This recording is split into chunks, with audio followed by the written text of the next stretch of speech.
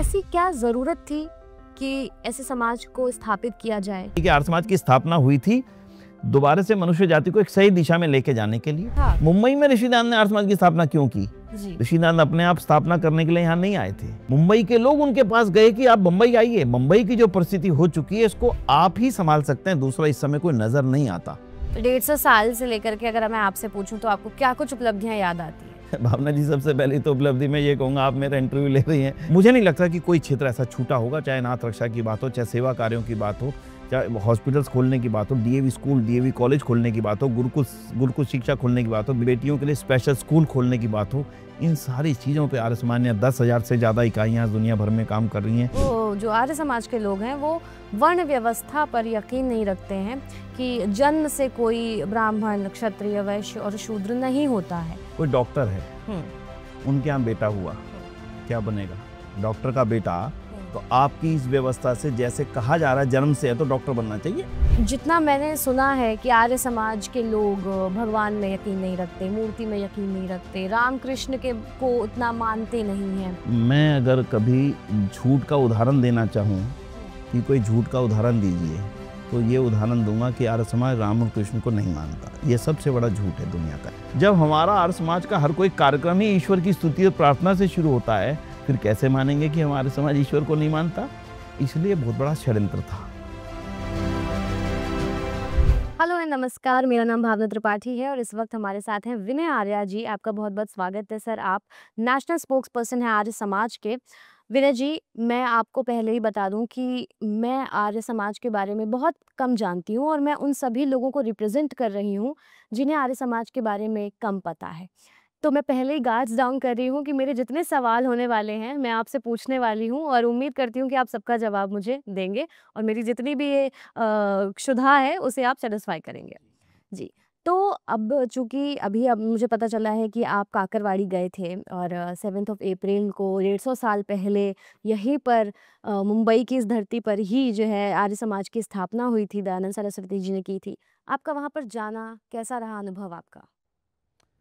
आज सुबह जब मुंबई आए तो ऐसा लगा कि आज वहाँ पर जाना ही चाहिए जहाँ पर आज से 150 वर्ष पहले महर्षि दयानंद सरस्वती जी ने स्वयं इस विचारधारा को एक रोपा था। वहाँ पर एक छोटा सा पौधा लगाया था। उस समय शायद उनको इतना अनुमान तो नहीं होगा कि ये पौधा इतना दुनिया भर में फैलेगा। तो उस स्थान को निश्चित रूप से देखना एक अपना अलग अनुभव था। वहाँ जाकर के यज्ञ चल रहा था, उसमें आहुति भी समर्पित की और ऋषि को याद भी किया, उनकी स्मृतियों को, क्योंकि ये वो अपना स्थान है जो उन्होंने स्वयं ही अपने सामने ही खरीदा था जी। और वहाँ पे आर्य समाज मंदिर आज अच्छी गतिविधि चलती है, आज अच्छी भावनात्मक रूप से आज अच्छा जुड़ाव रहा, वहाँ पर जाके अच्छा लगा। हाँ। चलिए, अब हम लोग थोड़ा सा आर्य समाज के बारे में जानते हैं और मैं आपसे सवाल पूछती हूँ कि आर्य समाज की जब स्थापना की गई तो ऐसी क्या जरूरत थी कि ऐसे समाज को स्थापित किया जाए? दयानंद सरस्वती जी का क्या उद्देश्य था इसको स्थापित करने के लिए? अगर मैं इसको ओवरऑल ये कहूँ कि एक्चुअली तो महर्षि दयानंद सरस्वती जी खुद आर्य समाज की स्थापना करने के इच्छुक नहीं थे। अच्छा। उनके मन में कभी ये विचार था भी नहीं विशेष रूप से कि मैं कोई नई संस्था बनाऊं, नया कोई मत बनाऊं और लोग उसको फॉलो करें, ना। उनका मत बड़ा स्पष्ट था। उनकी इच्छा ये थी कि ये दुनिया परमात्मा ने बनाई, हम सबको परमात्मा ने बनाया, तो जिस परमात्मा ने दुनिया बना के हमें इस दुनिया में भेजा तो उन्होंने वो ज्ञान भी हमें दिया जिसके आधार पर हमें इस दुनिया में चलना है, चलाना है, और उस ज्ञान का नाम उन्होंने कहा वेद है। तो उनकी इच्छा ये थी कि उस वेद ज्ञान के आधार पर ही संसार चले, मनुष्य उसी को फॉलो करे, क्योंकि वो ही एक मैनुअल है मनुष्यों के लिए। और उस समय तक वेद के नाम पर कुछ और प्रचलित हो चुका था।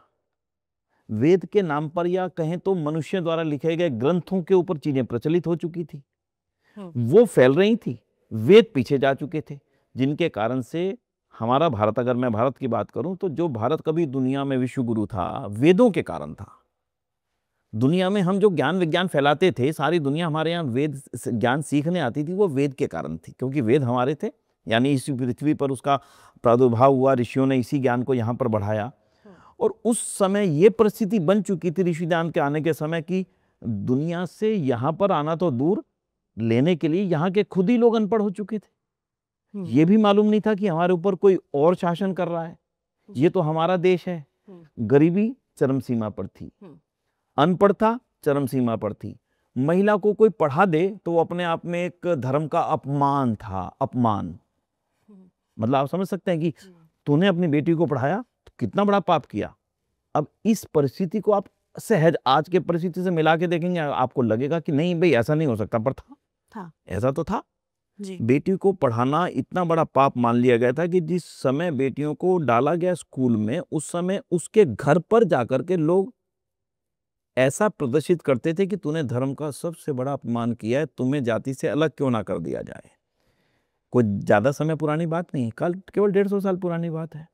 तो ऋषिदान के समय जो उन्होंने परिस्थितियों को देखा, तब उनको लगा कि हमें पुनः वेदों की ओर लौटना होगा, क्योंकि वेद ही थे जिनके कारण से हम संपन्न थे, सोने की चिड़िया थे।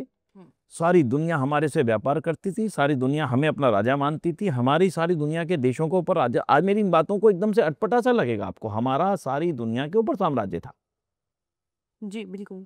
और विश्वगुरु भारत को क्यों कहा जाता था? केवल इसलिए कहा जाता था कि हम सारी दुनिया को ज्ञान बांटते थे। नालंदा, तक्षशिला, इतने बड़े बड़े विश्वविद्यालय, सारी दुनिया के लोग हर चीज को जानने सीखने के लिए वहीं आते थे।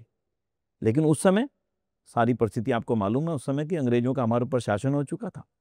उससे कुछ समय पहले मुगल साम्राज्य हमारे ऊपर आकर के लंबे समय से शासन कर रहे थे। और सबसे बड़ी बात आप उसको एहसास ये करें, मुगलों का शासन जा रहा था और अंग्रेजों का आ रहा था।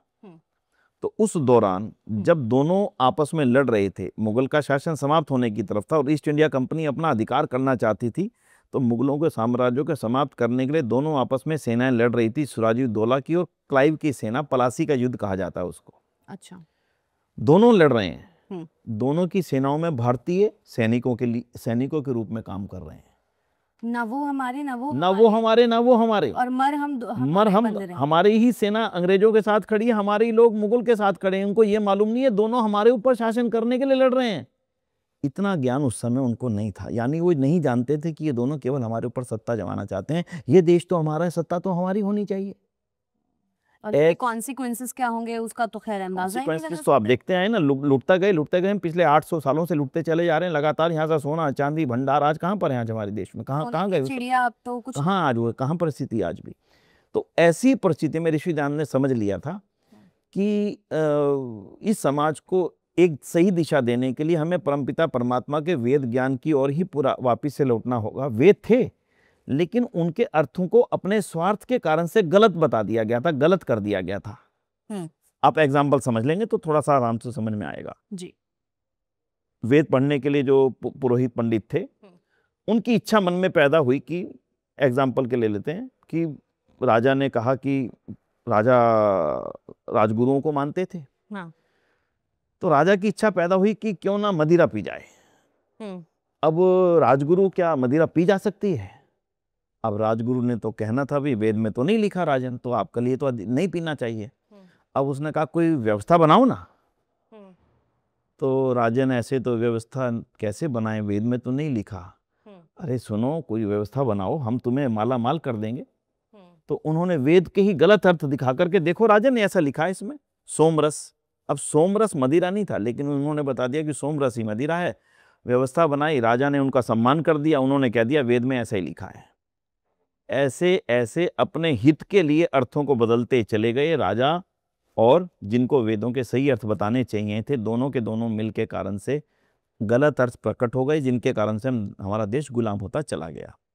ऐसी परिस्थिति में ऋषिदान ने समझ लिया था कि वेद के बिना उद्धार नहीं हो सकता, इसलिए वापसी वेद की ओर लौटने के लिए उन्होंने उसका प्रचार किया पहले तो, और फाइनली जो आपने पूछा कि फिर आर्य समाज की स्थापना करनी क्यों पड़ी, जब वो पूरे देश में प्रचार कर रहे थे, उस समय उनको एक एहसास तो हो चुका था, क्योंकि उनको 17 बार जहर दिया गया, बार बार मारने की कोशिश हुई ऋषिदान को। 17 बार, 1-2 बार नहीं, 4-6 बार नहीं, 17 बार। और अंतिम में भी वो जहर के कारण से उनकी मृत्यु हुई। वो एक अलग प्रश्न है। उनको ये महसूस हो चुका था कि शरीर तो अक्षुण्ण नहीं है, हमेशा रहने वाला नहीं है, तो मेरे बाद इस विचारधारा को कौन बढ़ाएगा, कौन चलाएगा। तो उन्होंने विचार किया कि फिर मैं अपने कुछ शिष्यों को इसकी जिम्मेदारी दूं। ऐसी परिस्थिति में बंबई में एक बहुत बड़ी घटना घट गई। अच्छा। बंबई में आर्य समाज की स्थापना क्यों हुई, ये अपने आप में एक ऐसी घटना है जिसको सुनकर के लगेगा कि देश को एक नया ऐसा एक वजह मिलेगी कि वाई आर्य समाज इन मुंबई। हाँ, अग्री, मेरा भी ये क्वेश्चन था। मुंबई में ऋषिदान ने आर्य समाज की स्थापना क्यों की? जी। ऋषिदान अपने आप स्थापना करने के लिए यहाँ नहीं आए थे, मुंबई के लोग उनके पास गए कि आप बंबई आइए, मुंबई की जो परिस्थिति हो चुकी है इसको आप ही संभाल सकते हैं, दूसरा इस समय कोई नजर नहीं आता। क्यों, ऐसा क्या हुआ था? एक बड़ी मैं समझता हूँ एक ऐतिहासिक घटना है। बंबई में जदुनाथ करके एक महाराज थे। अच्छा।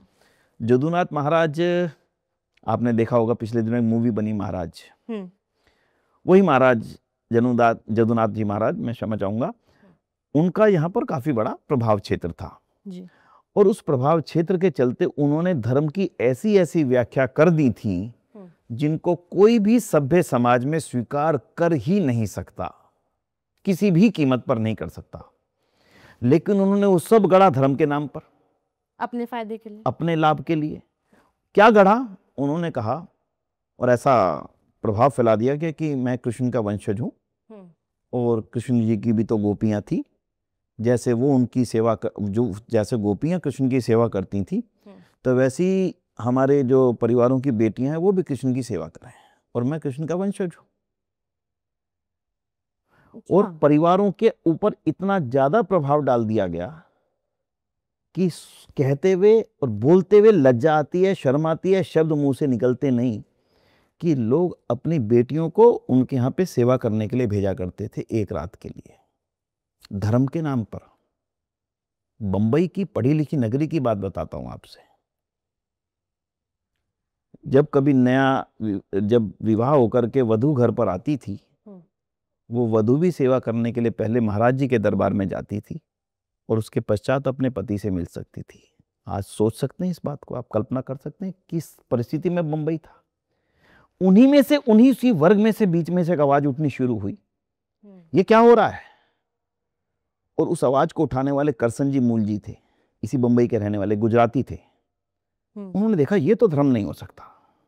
उन्होंने बहस की, लेकिन कोई इस बहस में आगे आने को तैयार नहीं। उनको लगता था धर्म के खिलाफ कैसे बोलें, ये तो परंपरा है हमारी, ये तो करते आए हैं। उन्होंने कहा अरे चुप, हमारी परंपरा है ना, ऐसा होता आया, क्योंकि यही सिखाया जा रहा था, यही प्रचार किया जा रहा था इस बात का, धर्म के नाम पर यही बताया जा रहा था, तो इसी को सुनते चले आ रहे थे। ऐसा लगता ही नहीं था कि गलत हो रहा है।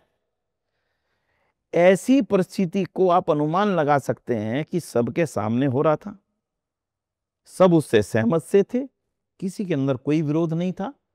चीजें तो अनगिनत हैं, वो बताना मुझे नहीं लगता मैं बता पाऊंगा, चाहे तो लोग देख सकते हैं उसको आराम से, क्या परिस्थितियां थी। तो जब उन्होंने करसन जी मूल जी ने उस सारी परिस्थितियों को लेख के रूप में अखबार में छाप दिया, सत्य प्रकाश नाम का अखबार छपा बंबई में। जैसे ही वो अखबार छपा तो एक हड़कंप मच गया बंबई में, ये क्या, महाराज के खिलाफ ऐसा किसके छापने की हिम्मत हो गई? उसको दबाने की कोशिशें हुई, लेकिन वो कोशिशें कुछ हद तक नाकाम सी हुई। लेकिन जब वो चीजें ज्यादा बढ़ने लगी तो महाराज जी ने उनके ऊपर केस कर दिया हाई कोर्ट बॉम्बे में। अच्छा। केस में यह कहा कि इस व्यक्ति ने मेरी छवि को खराब करने की कोशिश की, मानहानि का दावा कर दिया। उसको महाराज लाइबल केस के नाम से, आप हिस्ट्री में गूगल कहीं भी जाएंगे कर सकते हैं। जब वो केस कर दिया तो महाराज जी ने उसके ऊपर 50,000 रुपए का दावा ठोका। 50,000 रुपए की रकम आज मैं कहूँ मोटे तौर पे तो लगभग कहीं जाके 40-50 करोड़ रुपए होगी लगभग। करसन जी मूल जी को बहुत संपन्न व्यक्ति तो नहीं थे, उन्होंने केस लड़ा, गवाही देने के लिए कोई तैयार नहीं, गवाह आने के आगे तैयार नहीं। फिर भी उस समय लोगों की सहायता ली और लोगों में से कुछ मिलकर के कुछ लोग आए, उन्होंने गवाही दी और वो गवाही इतनी गजब की थी, मतलब रुला देने वाली गवाहियाँ थी जिन्होंने दी हैं। वो सभ्य समाज में ना बोलने लायक हैं, कोई पढ़ना चाहे तो बुक्स गूगल पे मिल जाएंगी। उन गवाही के आधार पर महाराज का केस गिर गया। उन्होंने, जज ने कहा कि आपकी मानहानि नहीं हुई, जो हुआ रहा है इस व्यक्ति ने केवल वही उठा करके लिखा है, असत्य कुछ नहीं लिखा। तो जीत गए वो केस। वो जीत गए, महाराज हार गए। जैसे ही महाराज हारे उस समय क्रिश्चियन मिशनरीज ने ऐसा समझा कि अब ये सबसे अच्छा समय है बंबई के लोगों को क्रिश्चियन बनाने का, और उन्होंने हिंदू धर्म के खिलाफ इस केस का लाभ उठाना शुरू कर दिया और लगातार युवाओं की बैठकें करके, पुस्तकें छाप के, महाराज लाइबल केस का ऑर्डर छाप के लांटना शुरू कर दिया पढ़े लिखे लोगों में। जितने भी पढ़े लिखे यहाँ पे वर्ग था पूरा, बम्बई है शुरू से, ये आरंभिक काल से काफ़ी पढ़ी लिखी नगरी रही है। मुंबई है, पूना है, कलकत्ता है, लाहौर है, इस तो जब वो बांटना शुरू कर दिया तो लोगों की हिंदू धर्म से आस्था हटने लगी। ईसाई उनको अच्छे लगने लगे कि भाई हिंदू धर्म तो ऐसा है जो इसमें दिख रहा है, देखो महाराज ऐसा कर रहे हैं, कौन जाना चाहेगा उस धर्म में। ऐसी परिस्थिति में जिन लोगों ने गवाहियां दी थी उनको उनकी जाति से अलग कर दिया गया था। महाराज के खिलाफ जिन्होंने गवाहियां दी उनको उनकी जाति से अलग कर दिया कि तुमने महाराज के खिलाफ गवाही देकर के धर्म का बहुत बड़ा अपमान किया है। अच्छा। जो हमारी बेटियों के लिए सही रास्ता बनाना चाह रहे थे उनको समाज से बाहर का रास्ता दिखा दिया गया। ये था धर्म। अधर्म के खिलाफ लड़ाई करने वालों को धर्म का रास्ता दिखा दिया गया बाहर जाने का। उन लोगों को अब ये लगा कि धर्म की सही व्याख्या जाने बिना हिंदू धर्म को बचाया नहीं जा सकता। उस समय महर्षि दयानंद सरस्वती जी का काशी में एक शास्त्रार्थ हुआ था, बहुत जबरदस्त शास्त्रार्थ था, वो प्रसिद्ध है उनके जीवन का। उन्होंने चुनौती दी थी, वेद के गलत अर्थों को सही करो, नहीं तो वेद के गलत अर्थ हमारे हिंदू धर्म को खराब करके छोड़ेंगे। बंबई के उन लोगों ने, महर्षि दयानंद को लगा कि उनको अब बंबई आना चाहिए, उनको हमारा मार्गदर्शन करना चाहिए कि सही धर्म है क्या। अगर धर्म ये है तो ये तो स्वीकार्य नहीं है, तो सही क्या है। तब महर्षि दयानंद सरस्वती जी को, जो लक्ष्मी जी, खीम जी भाई और ऐसे और बहुत सारे, जीवनदास जी, ऐसे अनेक महानुभाव थे जो उस समय पढ़े लिखे थे और उस केस से वेल अवेयर थे और अपनी इस समय की जो उनके समाज था उसकी रक्षा करने का उनके मन में एक बहुत बड़ा पीड़ा थी। करसन जी मूल जी जिनका मैंने, वो उनकी मृत्यु हो चुकी थी 1871 में।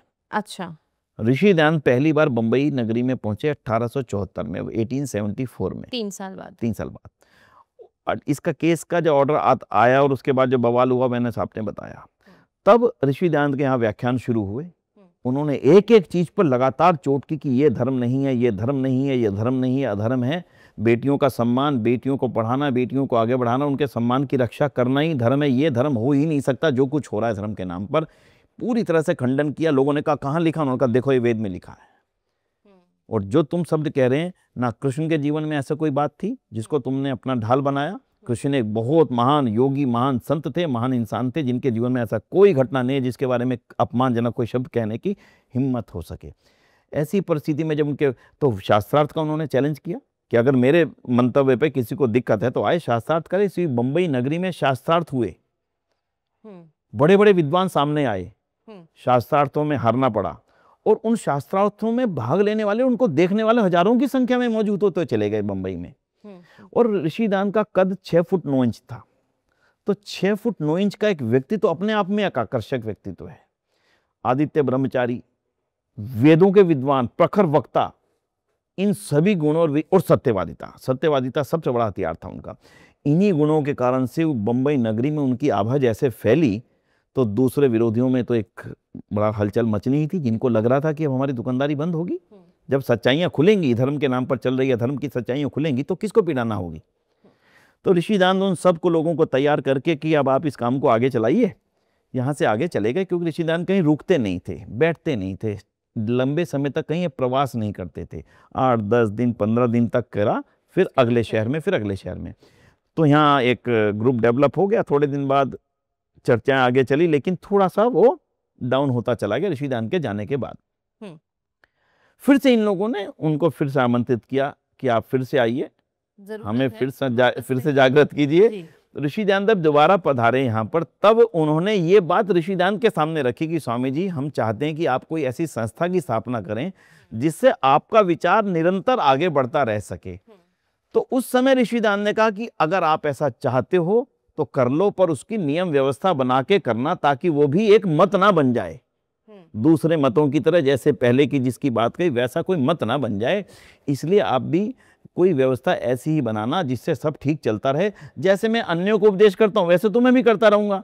उनका कोई संस्था से कोई बहुत ये लगाव कि मैं बना रहा हूँ, मैं संस्थापक हूँ, ना हूँ। वो बिल्कुल मनुष्य मात्र को केवल अपनी बात कह करके आगे चलना चाहते थे। भाई जो समझे चल ले, जो ना समझना चाहे उसके लिए मैं कुछ नहीं कह सकता हूँ। तो ऐसे करके 7 अप्रैल के दिन पहली बार ऋषि दयानंद ने बंबई की गिरगांव में, जहाँ पे आज सुबह हमारा जाना हुआ, वहाँ पर आर्य समाज की स्थापना की एक बैठक की। उस बैठक में सबको कहा कि जो भी इसका सदस्य बनना चाहे सदस्य बनकर स्वीकार करे और इस विचारधारा को आगे बढ़ाएं। और इसी पहला सत्संग आज 3-4 दिन बाद हुआ 10 अप्रैल को, और उससे फिर ये निरंतरता से फैलता फैलता फैलता फिर आज ये दुनिया के सारे महाद्वीपों में आर्य समाज विशाल रूप में कार्य कर रहा है। तो ये पृष्ठभूमि मैंने आपसे बताई कि आर्य समाज की स्थापना हुई थी दोबारा से मनुष्य जाति को एक सही दिशा में लेके जाने के लिए। जो जो बुराइयां, कमियां, पाखंड, अंधविश्वास, अशिक्षा का वातावरण उस समय तक बन चुका था इस समाज में, उनको एक एक एक एक एक एक करके, जिनके कारण से हम गुलाम हुए, जिनके कारण से हम अनपढ़ हुए, जिनके कारण से हमारी एक जो एक आभा प्रतिभा पूरी दुनिया में थी वो समाप्त होती चली गई, उन चीजों को वापसी लाने के हित में ही ऋषिदान ने आर्य समाज की स्थापना की थी, ताकि धर्म के रास्ते से लोग भटके ना, बल्कि साथ में आ पाए, सही रास्ता देख पाए और सही जो धर्म के नाम पर कुरीतियों का जो प्रचार हो रहा था वो बंद हो जाए। कहीं ना कहीं ये उनका उद्देश्य था। एग्जैक्टली है ना। तो सर ये तो हमने बात कर ली कि उद्देश्य क्या था आर्य समाज की स्थापना का। अगर मैं बात करूं कि 150 साल की हिस्ट्री है आर्य समाज की, तो उपलब्धियां भी तमाम रही होंगी। क्या कुछ हैं उपलब्धियां? वैसे मैं एक बात यहाँ पे स्पष्ट कर दूं कि उद्देश्य कोई बंबई की घटना नहीं थी। बंबई की घटना कारण बन गई यहाँ पर बनने का।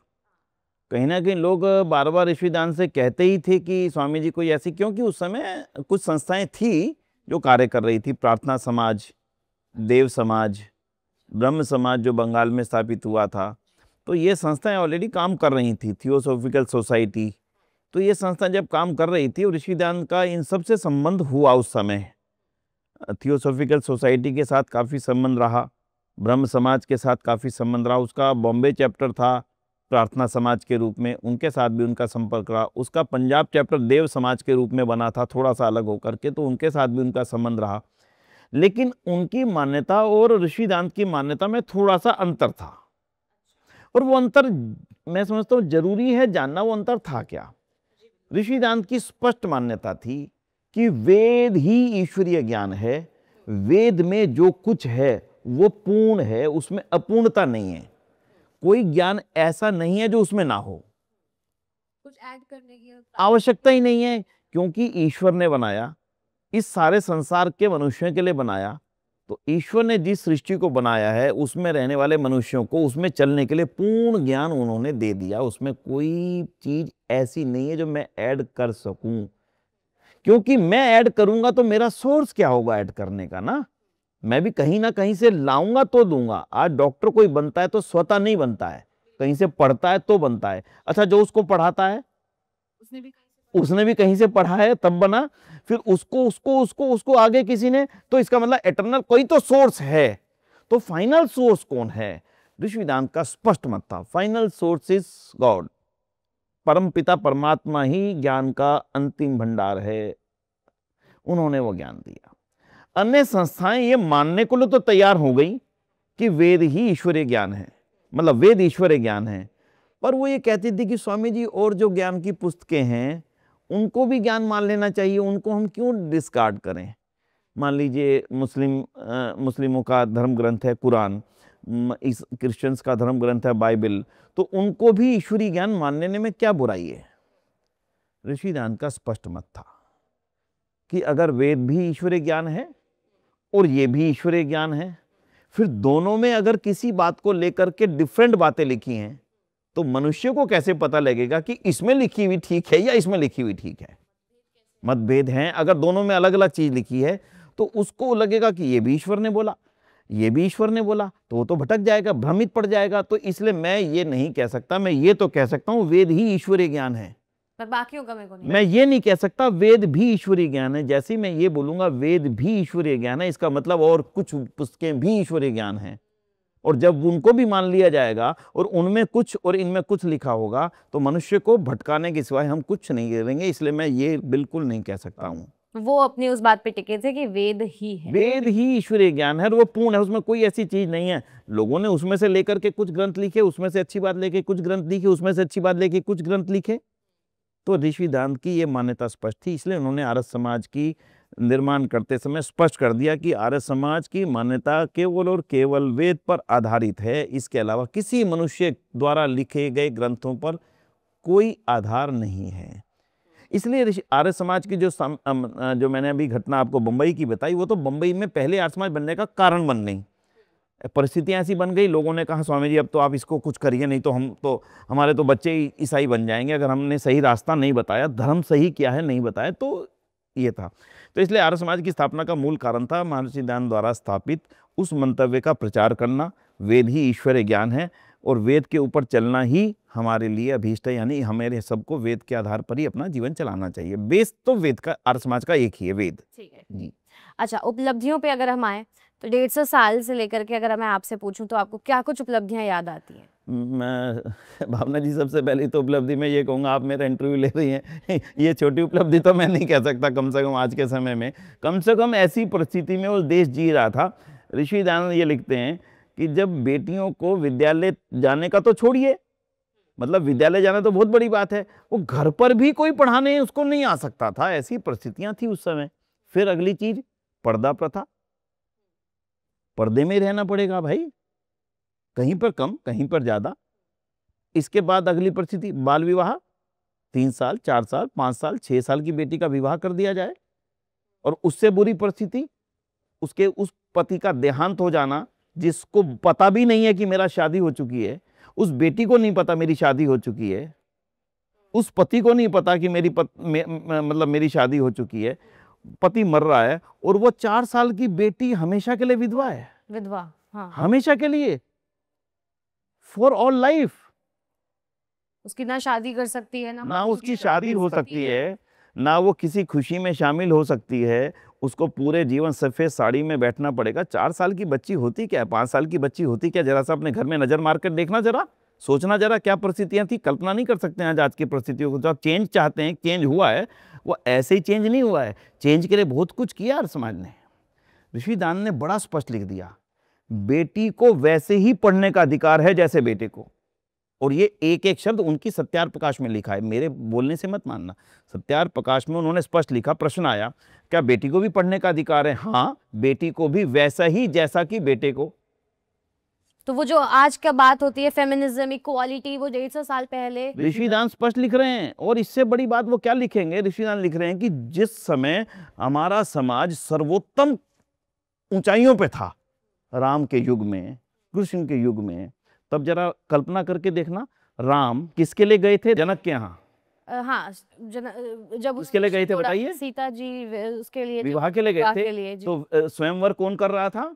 जनक चुन रही थी सीता, खुद अपना सीता अपना वर चुनने का अधिकार रख रही है, यानी कि मैं चुनूंगी मेरा वर कौन हो जी। जिस साम्राज्य में बेटी को इतना अधिकार था कि वो अपना जीवन चलाने के लिए, अपना जीवन आगे बढ़ाने के लिए स्वयं चयन करे कि मेरा पति कैसा होना चाहिए, उसके अंदर ये योग्यता गुण होना चाहिए। और आज की परिस्थिति ये है कि बेटी को पढ़ने तक का अधिकार नहीं, तो कैसे समझेगी कि मेरा वर कैसा होना चाहिए? बिल्कुल। कितना बड़ा अंतर था। उस अंतर को कैसे पाटा ऋषि दयानंद ने, उसका एक शब्द सुनिएगा। ऋषि दयानंद विवाह की व्यवस्था लिखते हैं कि विवाह के समय क्या हो। तो ऋषि दयानंद लिखते हैं कि जब तक बेटे को बेटी और बेटी को बेटा पूरी तरह से समझ में ना आ जाए, यानी उसके गुण, उसके कर्म, स्वभाव दोनों को एक दूसरे की समझ में ना आ जाए, तब तक विवाह ना करे। ये स्वच्छंद 150 साल पहले ऋषि दयानंद सत्यार्थ प्रकाश में लिख रहे हैं कि पहले गुणों को मिलान करवाया जाए, जब गुणों का मिलान हो जाए तब बेटे और बेटी को मिलवाया जाए, फिर वो आपस में बैठ के मिलें, देखें, समझें, जानें। और जब उनको लगे कि हाँ हम दोनों मिलकर के एक अच्छे गृहस्थ का निर्माण कर सकते हैं, तब ही विवाह हो। 150 साल पहले कितनी बड़ी क्रांति थी, आज भी है, अगर आज भी ऐसी परिस्थिति हो तो। लेकिन ऋषि दयानंद केवल कह नहीं रहे हैं, लिख रहे हैं। तो जो आप परिवर्तन कह रहे हैं, आज इस बारे में चेंज ऑफ माइंड हुआ है। परिवार जानते हैं कि अब शादी विवाह वहीं होना चाहिए जहाँ दोनों की समझ हो, दोनों की पसंद हो, उसमें वैसी बाधा नहीं है जैसी आज से 50 60 70 100 साल पहले होती थी। ठीक है, आज बाल विवाह पूरी तरह से बंद है। आज बेटी को पढ़ने के लिए कोई रोक नहीं सकता। उल्टा अगर गलती से कोई ना पढ़ा रहा हो, गलती से, तो 100 लोग ये कहने वाले खड़े होते हैं, भाई तू पढ़ा क्यों नहीं रहा इसको? ये जो चेंज है, ये किसके कारण से है? किस चेंज के लिए हमें दयानंद को याद करना तो पड़ेगा, आज तो करना पड़ेगा, और कोई कारण आपको मिलेगा नहीं। और भी महापुरुष, मैं ये कभी नहीं कहूंगा कि केवल दयानंद ने इन बातों को उठाया। लेकिन दयानंद ने जिस प्रकार से धर्म को आधार बना करके उठाया, फर्क समझिएगा आज। उस समय जिन्होंने ये कहा बेटियां पढ़नी चाहिए, उन्होंने ये नहीं कहा कि हमारे धर्म ग्रंथों में गलत लिखा है। उन्होंने ये कहा कि धर्म ग्रंथों में जो लिखा है ये गलत है, यानी कि जो लिखा है वो गलत है। जो ईसाई कहते हैं पढ़ाना चाहिए ये ठीक है। ऋषि दयानंद ने कहा कि हमारे ग्रंथ में लिखा ही नहीं कि नहीं पढ़ानी चाहिए, ये अंतर है। उन्होंने अपने ग्रंथों से सिद्ध किया कि वेद में बेटी को पढ़ाने का विधान है। सबसे बड़ा अंतर यहां पर आकर के आता है ऋषि दयानंद की बातों का। अनेक अनेक महापुरुषों ने अंग्रेजी सरकारों द्वारा चलाए गए सुधारवादी कार्यों को आगे बढ़ाया। ऋषि दयानंद ने अपने ग्रंथों को कहा कि देखो इसमें लिखा है। ये तो बात भी है, हमारे क्रिश्चियन मिशनरी जब हमारे देश में आई, उन्होंने निश्चित रूप से शिक्षा को बढ़ावा देने की कोशिश की, इसमें कोई दो राय नहीं है। लेकिन उनका कहना यह था कि हिंदू धर्म में कमियां हैं, ईसाई धर्म बढ़िया है, देखो हम बेटियों को पढ़ाना चाहते हैं। ऋषि दयानंद ने क्या कहा कि हमारे ही धर्म में लिखा है बेटियों को पढ़ाना। ये जो अंतर था, इससे उन्होंने स्थापित किया कि हमें अपने ग्रंथों के गहराई में जाकर के उसकी सच्चाई को खोजना पड़ेगा। उसमें जो मिलावटें कर दी गई हैं, वेद में जो मिलावट कर दी गई हैं, ये हमारे लिए दुख का कारण है। ये हमारे लिए इस समय जो हमारी जो परिस्थितियां बन चुकी हैं, ये उसका कारण है। इसलिए उन्होंने वेद के सही अर्थों को जो प्रकाशित किया। जो आप अंतर पूछ रहे हैं कि परिवर्तन क्या आया, एक और परिवर्तन सुनिएगा आराम से। हाँ, अंग्रेजों का राज्य था तो सारी सरकार की भाषा अंग्रेजी थी। उससे पहले मुगलों का साम्राज्य था तो हमारे सारे देश की भाषा जो है वो उर्दू और फारसी थी, अरबी फारसी थी। सारे डॉक्यूमेंट अगर आप देखें तो आज से 100 साल 150 साल पहले के सारे डॉक्यूमेंट पुराने हमारे जो घर के कागज वगैरह फारसी में लिखे लिखे पड़े होते थे। फिर अंग्रेजी में लिखने पढ़ना शुरू हो गया। हिंदी कहाँ से आई? आज हम हिंदी में बातें कैसे कर रहे हैं? आज हिंदी के अखबार कैसे छप रहे हैं? आज हिंदी की वकालत कैसे हो रही है? आज हिंदी में नया कानून का निर्माण कैसे हो रहा है? आज हिंदी में मेडिकल की पढ़ाई कैसे हो रही है? आज हिंदी के बड़े बड़े विश्वविद्यालय कैसे बन गए? आखिर क्या कारण था हिंदी की वापसी आने का? किसने कहा कि हमारे देश की भाषा हिंदी होनी चाहिए? आज अगर आप परिवर्तन देखते हैं तो इस परिवर्तन का कारण ऋषि दयानंद है। ऋषि दयानंद स्वयं गुजराती थे, लेकिन जब उन्होंने देखा कि मुझे पूरे देश में एक अच्छी बातों को फैलाना है तो मैं गुजराती में नहीं फैला सकता हूँ, मुझे हिंदी का ही लाभ देना पड़ेगा। वो उर्दू नहीं सीखे, उन्होंने फारसी पे ध्यान नहीं दिया, उन्होंने अंग्रेजी पे ध्यान नहीं दिया, उन्होंने सीधा कहा संस्कृत हमारी वेद भाषा है। और जो उस समय एक मूल भाषा भारत की एक सामान्य जनमानस की बन चुकी थी, हिंदी बोलचाल की भाषा बन चुकी थी, वो संस्कृत का ही बदलाव रूप है। एक्चुअली तो देखा जाए तो हिंदी अपने आप में कोई भाषा नहीं है, मैं स्पष्ट करता हूँ। संस्कृत का एक साधारण रूप, संस्कृत का एक बदलाव रूप ही हिंदी है। तो आज अगर हिंदी का प्रचार प्रसार पूरे देश और दुनिया में है तो मैं निसंकोच इस बात का श्रेय ऋषिदान को देना चाहूंगा। जो आप परिवर्तन पूछ रहे हैं कि 150 सालों में ऋषिदान के बातों से परिवर्तन क्या आया, तो उस परिवर्तन को समझ लीजिएगा। हिंदी बहुत बड़ा परिवर्तन है।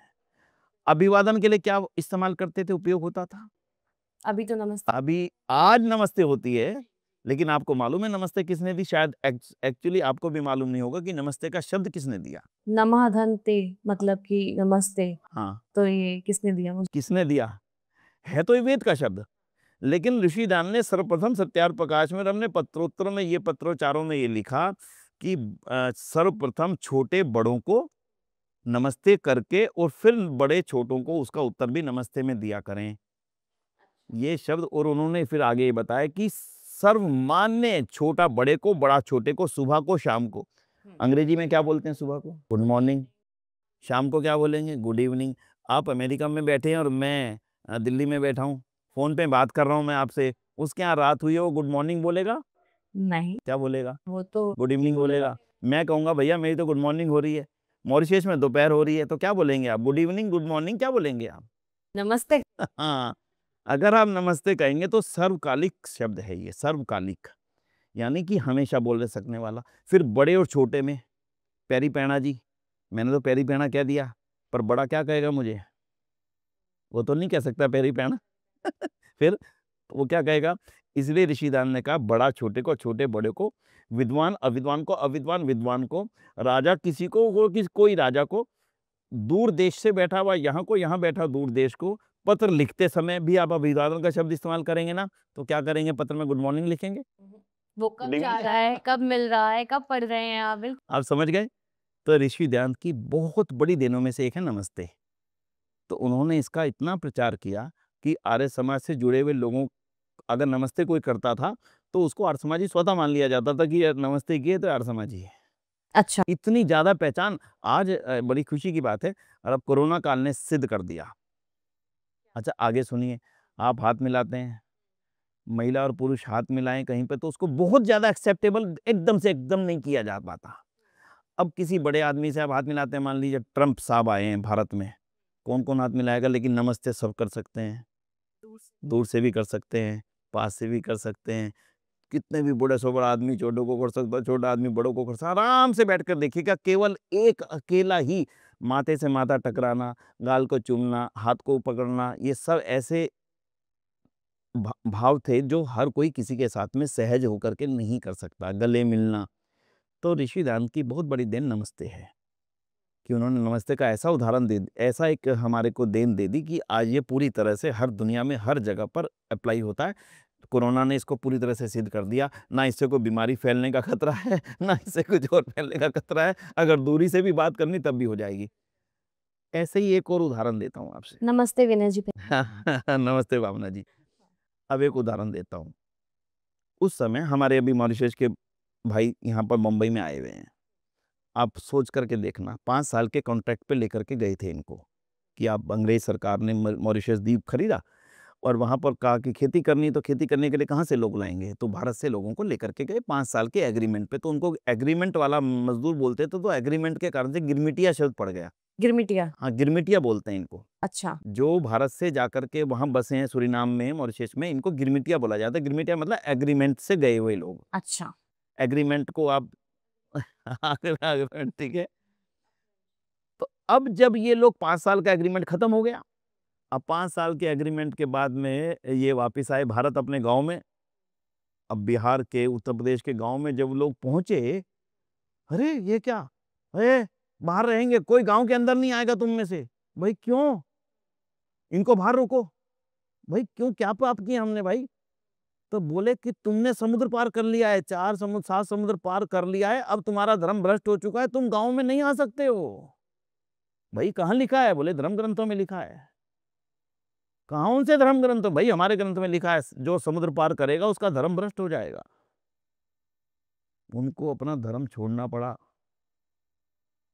उनको दूसरे धर्मों में जाना पड़ा, अपने गांव में जा नहीं सके लोग। वर्जन्स के कहीं ना कहीं ये सब भी चीजें हैं जो बिल्कुल बहुत बड़ा रीजन 100% है। ये सब अंधविश्वास ही कन्वर्जन्स का बेसिक कारण रहे। हम उन कारणों पे ध्यान देंगे तो अब देखिए, सोचिए जरा, ऋषिदान अपने ग्रंथ में क्या लिख रहे हैं कि 7 समुद्र पार जा करके व्यापार करे, ये ऋषिदान लिख रहे हैं। और अगर हम व्यापार करेंगे तो ही हमारा देश समृद्धशाली होगा। और उस मान्यताओं में क्या कहा जा रहा था कि 7 समुद्र पार करेंगे तो धर्म भ्रष्ट हो जाएगा। और आज सारे वो जो लोग उन ग्रंथों का कभी कभी हवाला दिया करते थे, आज वो सारे हवाई जहाज में जा रहे हैं, दुनिया में जा रहे हैं। तो ये परिवर्तन जो आया है, ये किस कारण से आया है? ये ऋषिदान की उन स्पष्ट मान्यताओं के कारण से आया है कि समुद्र पार करना धर्म भ्रष्ट होने का कारण ही नहीं है। धर्म भ्रष्ट केवल आदमी अपने कर्मों से होता है। बिल्कुल बिल्कुल। तो ये तमाम बातें हैं, तमाम चीजें हैं जो जो कहीं ना परिवर्तन अगर आप देख रहे हैं ना, तो क्या आज विधवा हो जाए दुर्भाग्य से कोई बहन बेटी हमारी, तो आज 50 परिवार के लोग 10 दिन बाद इकट्ठा होकर कहने लगते हैं कि इनका विवाह करवा विवाह दो। करो, दूसरी शादी के बाद। आज उस समय कोई करता था तो उसके विरोध करने के लिए 100 लोग खड़े थे। आज कोई ऐसी परिस्थिति आ जाए तो करने के लिए कहने वाले 100 लोग खड़े हैं। ये परिवर्तन ही तो क्या है? ये परिवर्तन किसके कारण से? ये आर्य समाज और ऋषिदान की मान्यता के कारण से है। विधवा पुनर्विवाह। विधवा पुनर्विवाह की जो वकालत ऋषिदानंद ने की है अपने ग्रंथों के अंदर, गजब से की है, पूरी कलम तोड़ के की है। स्वामी जी क्या ये ग्रंथों में लिखा है? बोले हाँ, जैसे पुरुष को पुनर्विवाह का अधिकार है वैसे ही स्त्री को भी स्पष्ट लिख दिया, कोई कंफ्यूजन नहीं उनके उसमें। कर लो, देख लो ना, स्पष्ट है।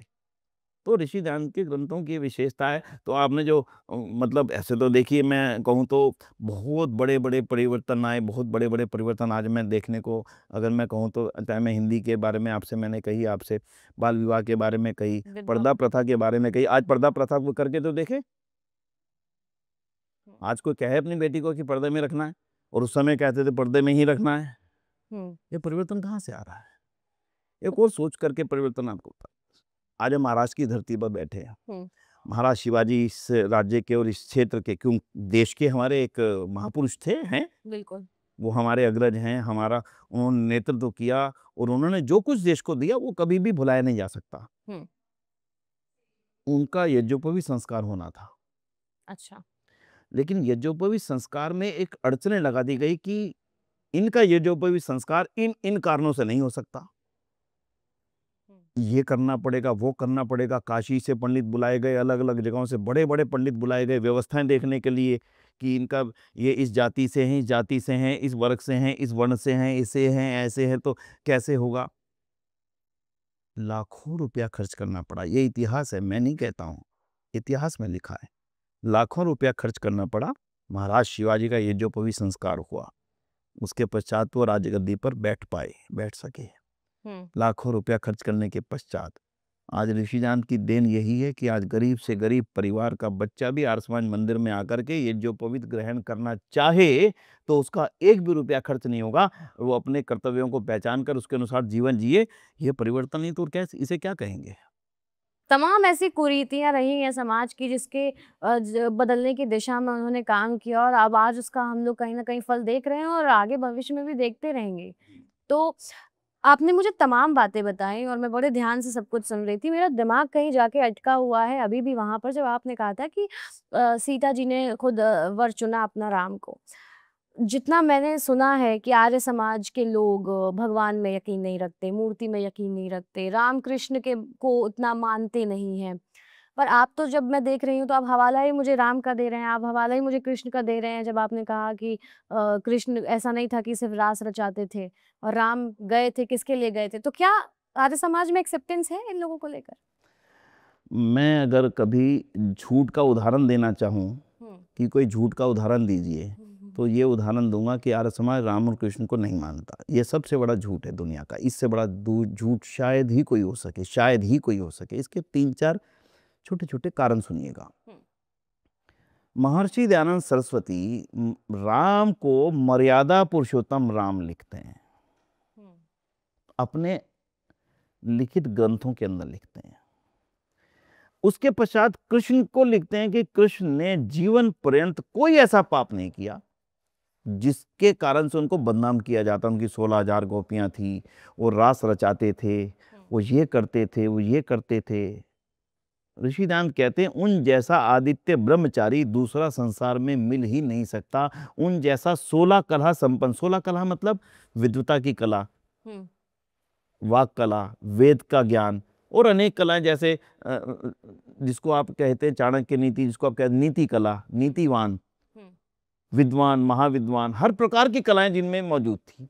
ऋषिदान अपने ग्रंथ में जब उनके अपमान की चर्चा आती है तो ऋषिदान अपने शब्दों को भी लांघते हैं उन अपमान पर कि ऋषि श्री कृष्ण का अपमान करने की हिम्मत कैसे हुई किसी की। फिर मैं कैसे मानूं कि हम राम और कृष्ण को नहीं मानते। आगे सुनिए, ऋषिदान जब बच्चों की पाठ विधि लिखते हैं कि बच्चों को क्या क्या पढ़ाया जाना चाहिए तो उसमें वो लिखते हैं कि इस समय आकर के, यानी एक सर्टेन टाइम पे, यानी कि बच्चा जब 12, 13, 14 साल का हो जाए, उसकी एक लेवल आ जाए समझने का, अच्छा, उस समय महाभारत और रामायण आदि ग्रंथों को पढ़ाया जाना चाहिए।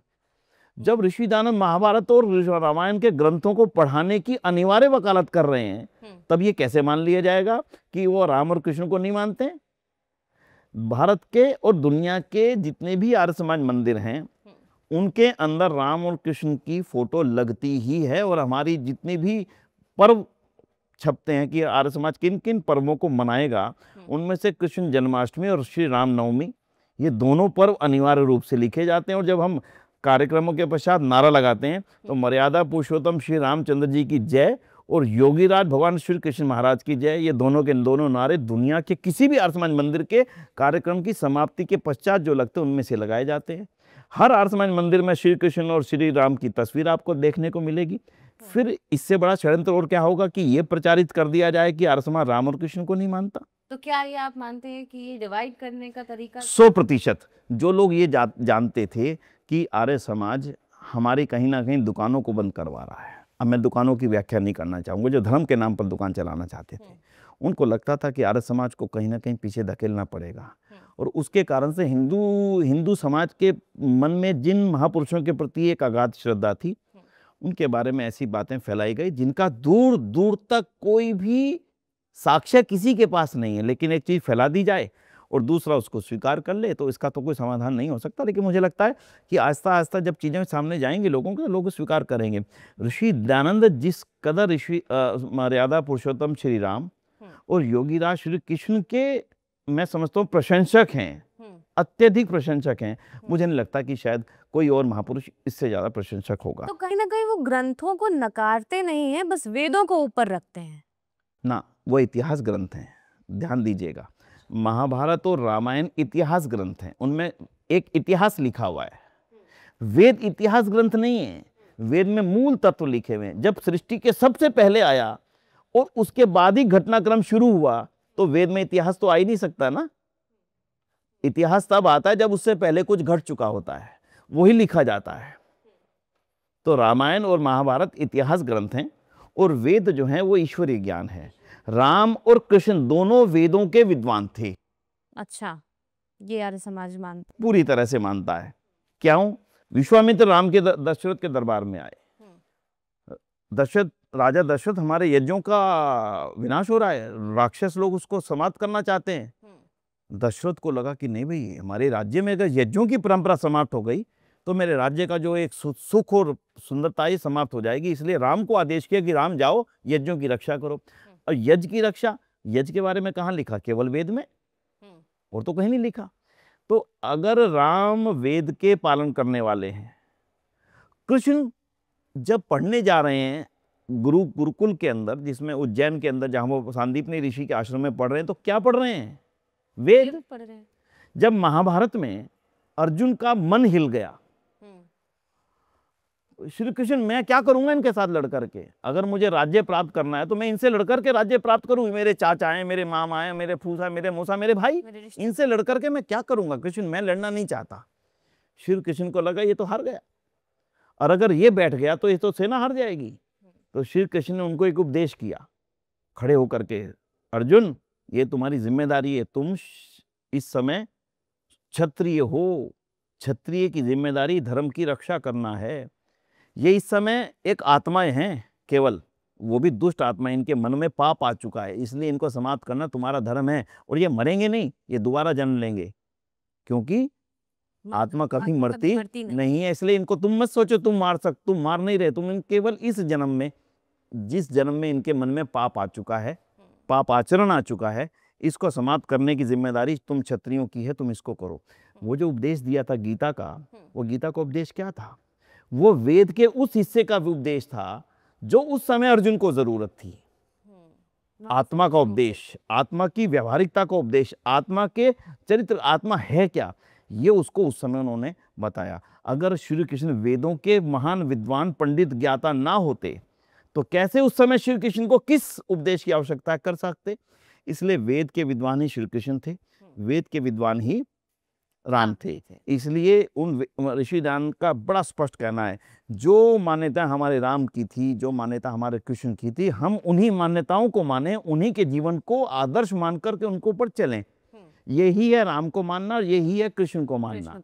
मैं राम को तो मानूं और अपने पिता से झगड़ा करूं, मैं राम को तो मानूं, अपने भाइयों से संपत्ति को लेकर विवाद करूं, तो राम की मर्यादा मुझे ये बता रही है, पिता ने आज्ञा दी जंगल जाओ तो राज्य छोड़ करके भी जाना, ये पिता की आज्ञा है।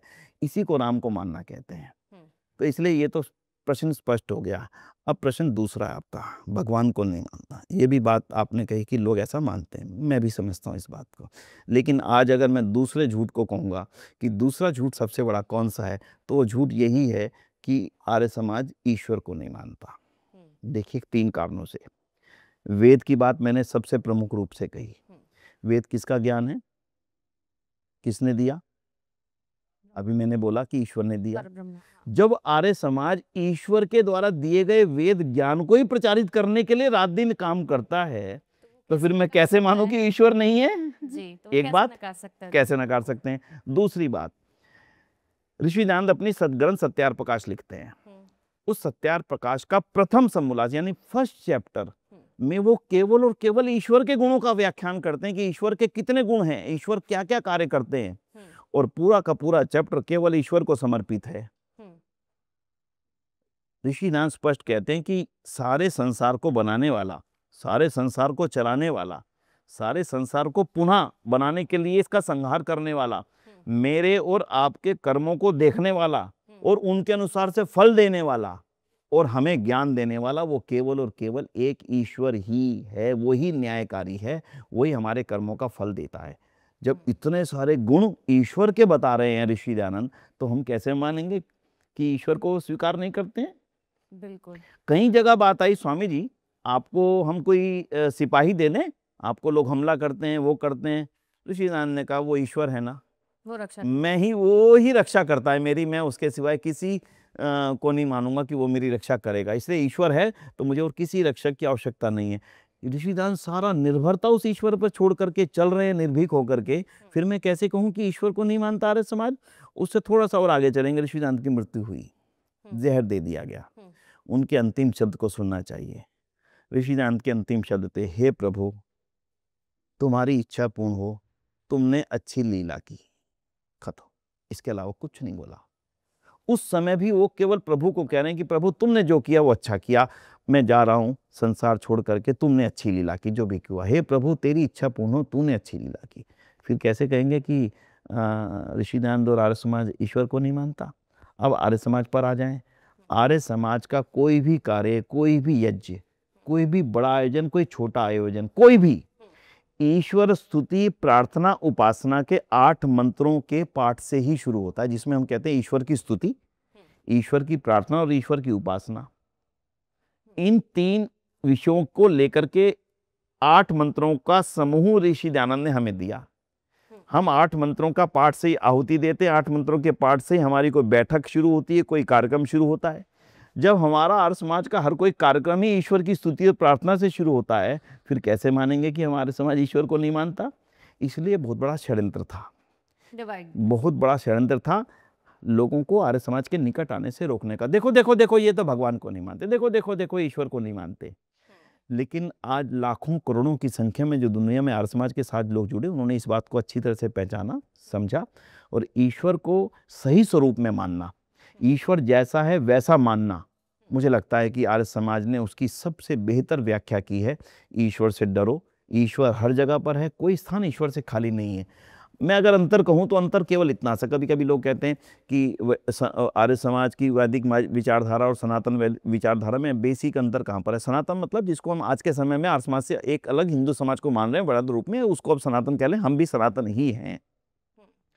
आर्य समाज सनातन से अलग नहीं है, इसलिए उसके बारे में मैं कहूँ केवल एक छोटे सा अंतर है। क्या? और वो अंतर यह कि हम ईश्वर को हर स्थान पर मानते हैं, हर जगह पर है, ईश्वर से कोई स्थान खाली नहीं है, कोई भी। ओमनी प्रेजेंट शब्द आप पढ़िए, दोबारा आप शब्द बोलिए, ओमनी प्रेजेंट। ओम नी, ओम जो शब्द है वो ईश्वर का नाम है। ओम शब्द ही, ओमनी शब्द ही ओम से बना है, जो स्थान स्थान पर है, हर जगह पर है, उसी से ओमनी शब्द बना है। तो आर्य समाज मानता है ईश्वर हर स्थान पर है, कोई स्थान उससे खाली नहीं। ईश्वर सोता नहीं, ईश्वर जागता नहीं, ईश्वर जन्म नहीं लेता, ईश्वर मरता नहीं। आर्य समाज की विचारधारा उस ईश्वर को स्वीकार करती है जो ईश्वर जन्म नहीं लेता, जो ईश्वर मरता नहीं, जो ईश्वर एक स्थान पर है दूसरे स्थान पर नहीं, जो ईश्वर रात को सो जाता है सुबह उठाना पड़ता है, वो ईश्वर नहीं है। जिसका जन्म होता है, अगर जन्म हो रहा है तो इसका मतलब जब जन्म हो उससे पहले ईश्वर नहीं था, और जब मृत्यु हो गई इसका मतलब उसके बाद फिर ईश्वर कहाँ गया। इसलिए ईश्वर सर्वकालिक है, हमेशा से है, हमेशा रहेगा, हर स्थान पर है, हर स्थान पर हमेशा रहेगा। इसलिए आर्य समाज ईश्वर की बिल्कुल सही जो उसकी गुण कर्म स्वभाव है उनको पूरी तरह से स्वीकार करता है। इसलिए अगर जो हमारी इस चर्चा को सुन रहे हो, मैं उनसे ही कहना चाहूँगा, ऋषि दयानंद ने ईश्वर की जितनी बेहतर व्याख्या सत्यार्थ प्रकाश के प्रथम समोल्लास में की है, मुझे नहीं लगता उससे और बेहतर व्याख्या कर पाएंगे। तो आज की चर्चा में हमने मेरे ख्याल से तो काफ़ी चर्चा की, काफ़ी सारे मिसकंसेप्शंस थे जो आपने दूर किए हैं लोगों के, कि जैसे आपने बताया कि राम कृष्ण हो गए या ईश्वर को ना मानने वाली बात हो गई। मैं थोड़ा सा आपकी बातों में पीछे जाऊंगी। आपने एक शब्द इस्तेमाल किया था, क्षत्रिय हैं, तो आपको, आपका ये कर्तव्य बनता है कि आप युद्ध करें और ऐसा करें। जहाँ तक फिर वही बात कि मैंने सुना है, समझा है कि आप जो आर्य समाज के लोग हैं वो वर्ण व्यवस्था पर यकीन नहीं रखते हैं कि जन्म से कोई ब्राह्मण, क्षत्रिय, वैश्य और शूद्र नहीं होता है। क्या ये बात सच है? कर्म से होता है, ऐसा आप लोग मानते हैं? है ही, होता कैसे? ही है। अच्छा, बिना कर्म के हो ही नहीं सकता। कैसे? ना आज हो सकता, ना पहले हो सकता था। उदाहरण ले दूं, जी। छोटा सा उदाहरण है। कोई डॉक्टर है, हुँ, उनके यहाँ बेटा हुआ, हुँ, क्या बनेगा? बोलिए। डॉक्टर का बेटा, हुँ। तो आपकी इस व्यवस्था से जैसे कहा जा रहा है जन्म से है तो डॉक्टर बनना चाहिए, वो तो तो कुछ भी पैदा हो होते ही सकता आप उसको कहते हैं डॉक्टर पैदा हुआ है। है। बोलिए, कहेंगे क्या? नहीं कहेंगे? हाँ या ना करिए। नहीं, नहीं कहना नहीं चाहिए। कहेंगे। एक प्रोफेसर हैं बहुत अच्छे कॉलेज में, हुँ, उनका एक बेटा पैदा हुआ, हुँ, क्या कहेंगे? प्रोफेसर पैदा हुआ है। बिल्कुल नहीं। कैसे बनेगा प्रोफेसर? जब उसका मन होगा, पढ़ेगा, पढ़ेगा, आगे लिखेगा, बढ़ेगा, एग्जाम देगा और फेल हो गया एग्ज़ाम तो देगा, तो कुछ और बनेगा। कुछ और बनेगा। आगे स्पष्ट हो गया? हाँ। बिल्कुल यही अवधारणा है वर्ण की। जब बच्चा पैदा होता है तब सारे बच्चे एक समान हैं, हुँ, चाहे वो इस समय मौजूदा क्षत्रिय के घर में पैदा हुआ, चाहे वो इस समय मौजूदा डॉक्टर के घर पे पैदा हुआ, चाहे वो आर्मी ऑफिसर के घर पे पैदा हुआ, चाहे वो चार्टर्ड अकाउंटेंट के घर पे पैदा हुआ, चाहे वो प्रोफेसर के घर पे पैदा हुआ, चाहे फिर किसी पॉलिटिशियन के घर पे पैदा हुआ, हुँ, सब एक समान है। हुँ, आप ये क्लेम नहीं कर सकते हुँ, कि प्रोफेसर का बेटा प्रोफेसर, डॉक्टर का बेटा डॉक्टर, चार्टर्ड अकाउंटेंट का बेटा चार्टर्ड अकाउंटेंट, पॉलिटिशियन का बेटा पॉलिटिशियन। वैसे ही ब्राह्मण के घर पर पैदा हुआ बच्चा भी ब्राह्मण तब बनेगा जब वो पढ़ लिख करके ब्राह्मण की योग्यता को प्राप्त कर लेगा, और जब उसको डिग्री मिल जाएगी कि हाँ ये सबसे उच्च अंक से पास हुआ है, तभी उसको ब्राह्मण कहा जाएगा। तो योग्यता कहीं न कहीं बहुत मायने 100%। रखती है, आपकी जब गुरुकुल में बच्चे सिर्फ नहीं जाते लगता है। जब गुरुकुल में बच्चे जाते थे तो जिसको शूद्र कहा गया, शूद्र है कौन? शूद्र कोई वर्ण नहीं है। शूद्र बचपन में सभी शूद्र हैं। बचपन में जब पैदा हुआ बच्चा है तो पैदा होते समय सारे के सारे शूद्र हैं। आप सीधी सी बात समझ लीजिए। कैसे? शूद्र का मतलब जिसको भी ज्ञान नहीं है। अच्छा, जब वो एक साथ पढ़ेगा, हाँ। व्यवस्था ये थी कि ये सारे एक ही गुरुकुल में पढ़ेंगे, हुँ, राजा का बच्चा भी हुँ, और शूद्र का बच्चा भी, हुँ, ब्राह्मण का बच्चा भी, क्षत्रिय का। वैश्य का बच्चा भी। हुँ, ठीक है, हुँ, एक गुरुकुल में पढ़ेंगे, एक जैसी पढ़ाई करेंगे, एक जैसा खाना खाएंगे, एक जैसी ड्रेस पहनेंगे, एक जैसे अध्यापक से पढ़ेंगे। अलग अलग नहीं है, यहाँ पर कोई डिस्क्रिमिनेशन नहीं नहीं होगा। है। अब 12 साल तक पढ़ाई हुई सबकी, हुँ, 12 साल के बाद में एग्जाम हुआ। हुँ, शूद्र के घर में पैदा हुआ बच्चा भी अगर योग्यता में सबसे आगे है, ऊंचा है, हुँ, वेद ज्ञान शास्त्र आदि उसने पूरी तरह से कंठस्थ किए हैं, उसका आचरण, उसका व्यवहार, उसका बोल चाल का ढंग बिल्कुल परफेक्ट है, हुँ। तो उसको वहां का आचार्य ब्राह्मण की उपाधि दे करके करवाते थे कि अब ये ब्राह्मण बन गया। ब्राह्मण मतलब जिसको पढ़ाई-लिखाई है, पढ़े नॉलेज है। पढ़ने और पढ़ाने का अधिकार हो गया उसको। हुँ, यानी कि अब इसका द्वारा कही गई बातों को सच मानना पड़ेगा, क्योंकि ये समाज ग्रंथों के सीरियसली गहराई से, लेगा। हाँ, अब ये क्योंकि इसे नॉलेज है अभी। नॉलेज पूरी हो गई है इसको। ठीक हो गया। हुँ, अब दूसरे नंबर पे, पढ़ा तो अच्छा है लेकिन तलवार वगैरह चलाने में बड़ा निपुण है। निपुण है, हुँ, तो आचार्य कहते थे अब ये क्षत्रिय हो गया, ये रक्षा करने का काम करेगा, रक्षा जैसे कामों को इनको दिया जाएगा। हुँ, तीसरे में तलवार वगैरह भी ज्यादा नहीं चला सके, लेकिन अकाउंट करना, मेहनत करना, खेती करना आदि उसको समझ में आ गया, तो उसको वैश्य का दर्जा दे दिया गया कि अब ये बिज़नेस अच्छा वैश्य, ये करेगा। बिजनेस करेगा, ये हाँ, राज्य के लिए व्यापार करेगा, खेती करेगा, लेन देन करेगा, ये सब पैसे का हिसाब किताब, बैंकिंग करेगा, हुँ, ये वैश्य बन गया। अब एक बच्चा जो पढ़ाने के बाद भी पढ़ नहीं पाया, हुँ। क्या करे? उसको तो 12 समाज साल कोई पढ़ाया, काम नहीं दे रहा है, कोई हाँ, काम नहीं मिल रहा है उसको तो। तो वो इन तीनों वर्णों का सहयोग करेगा। हुँ, ब्राह्मण का सी भी सहयोगी बनेगा, क्षत्रिय का भी सहयोगी बनेगा, और वैश्य का भी सहयोगी बनेगा। इन तीनों के कार्यों में वो सपोर्ट करेगा, सपोर्टिंग स्टाफ जिसको आप कह सकते हैं। तो कहीं न कहीं दुनिया से बाहर तो नहीं निकाल सकते ना हुँ, उसको, हुँ, लेकिन उसने मेहनत नहीं करी, बुद्धि नहीं इस्तेमाल करी, पढ़ नहीं पाया, उसके ऊपर खूब मेहनत करी, उसके ऊपर भी ऑप्शन है, भाई तुम दोबारा परीक्षा दो, हुँ, फिर मेहनत करो, लेकिन फिर भी नहीं पास हो पाए तो क्या करें? सहयोग करें। तो उनका सहयोग करें। तो इसलिए वो शूद्र कोई नीचा कर्म नहीं है, हुँ, शूद्र तो सपोर्ट है, उसके बिना तो ना ब्राह्मण चल सकता, सोसाइटी नहीं है। उसके बिना ना क्षत्रिय काम कर सकता, उसके बिना ना वो काम कर सकता। ये हमारा दुर्भाग्य है कि हमने ब्राह्मण के घर में पैदा हुए को ब्राह्मण कह दिया, चाहे उसने पढ़ाई की हो या ना की हो। वैसे ही जैसे मैंने उदाहरण दिया था, डॉक्टर का बेटा घर में पैदा होती डॉक्टर नहीं बनता। डॉक्टर नहीं बनता, बिल्कुल। तो इसलिए ऋषिदान की स्पष्ट मान्यता थी कि जन्म से वर्ण को मानना इस समाज की सबसे बड़ी भूल है। इसलिए जन्म से नहीं, उसके कर्मों से उसके वर्ण का निर्धारण होता था। आज भी कर्मों से ही होता है। तो आज भी कोई नहीं कहता सर ये कर्नल साहब का लड़का है, इसे कर्नल भर्ती कर लो ना। कर लेगी कोई सरकार उसको? नहीं करेगी ना। जो इस वर्ण व्यवस्था को मानते हैं जन्म से, अगर मैं उनसे कहूं सर ये डॉक्टर का बेटा, इससे इलाज करा लो अपना, अरे नहीं नहीं सर इसने अभी एमबीबीएस करी नहीं है। सर डॉक्टर का बेटा है ना, करवा लो इलाज। कौन करवाएगा? अगर जो मानते हैं, जो आज ये कहते हैं जन्म से ही वर्ण निर्धारित होता है, तो डॉक्टर के बेटे से करवा के दिखाइए अपना इलाज, जिसने एमबीबीएस ना की हो, करवा के दिखाइए उससे अपना इलाज।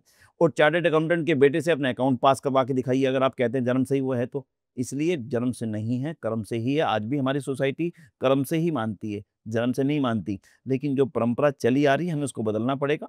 कहीं ना कहीं समाज उसको बदल रहा है। आज वो परिस्थितियां काफी हद तक वॉश आउट हो चुकी हैं, समय के साथ साथ वो और भी वॉश आउट होंगी।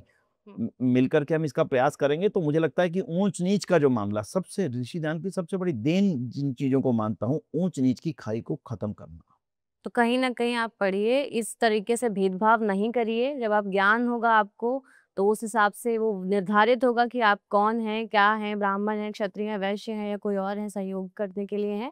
और दूसरा कि पढ़ाई-लिखाई तो इम्पोर्टेंट है ही है, और जिस तरीके से भेदभाव है, उसे भी खत्म किया जाना चाहिए। कहीं न कहीं ये एक सार है। भेदभाव का कारण जो था, उनके कारणों को समाप्त ऋषिदान ने बड़ा स्पष्टता से किया। उनका एक बड़ा देन थी कि जाति सूचक शब्द को अपने नाम के आगे से हटाइए। अच्छा। यही तो पहचान है ना। हाँ। जाति सूचक शब्द देखते अच्छा ये तो ब्राह्मण है, क्षत्रिय सूचक शब्द देखते अच्छा ये तो क्षत्रिय है, और दास लगा हुआ किसी के नाम के आगे तो हमें अनुमान हो जाता कि ये तो उस जाति का है। ऋषिदान का नाम ही नहीं लगाना। और ऋषिदान के जितने भी आरंभिक शिष्य हुए, उन्होंने किसी ने भी जाति सूचक शब्द का इस्तेमाल ही नहीं किया, उपयोग ही नहीं किया। इस तरह से ऊंच नीच की खाई को मिटाने का काम किया था। तो मुझे लगता है कि आर्य समाज ने अपने जन्म काल से अभी तक 150 साल का आज जो हम दिन देख रहे हैं, इसमें अपने आप में एक विलक्षण इतिहास आर्य समाज का रहा है। और इसने जो कुछ देना था, दे सकता था, पूरी तरह से दिया है। बहुत लंबा इतिहास आर्य समाज का है।